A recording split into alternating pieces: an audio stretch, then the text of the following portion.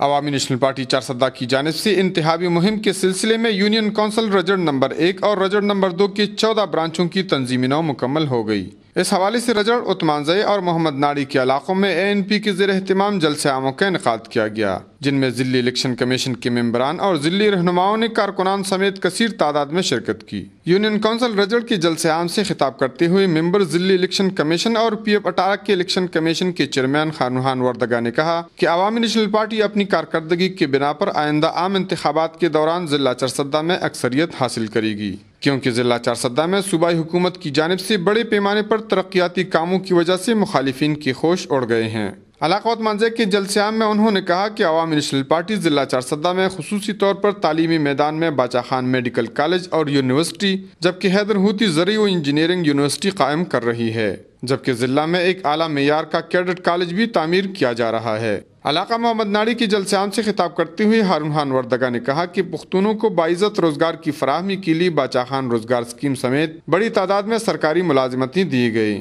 انہوں نے صوبہ بھر میں بڑے پیمانے پر ترقیاتی کاموں کے حوالے سے ANP کی مرکزی صدر اسفندیار ولی خان اور وزیر اعلیٰ خیبر پختونخوا کا شکریہ ادا کرتے ہوئے کہا کہ ان کی کوششوں سے پختون قوم ترقی کی راہ پر گامزن ہو گئے۔ شرکا سے ضلعی رہنما سلیمان خان، ساجد خان، ارشد جان خان اور پیر طارق شاہ نے بھی خطاب کیا۔ کفایت اللہ، A نیوز، چارسدہ۔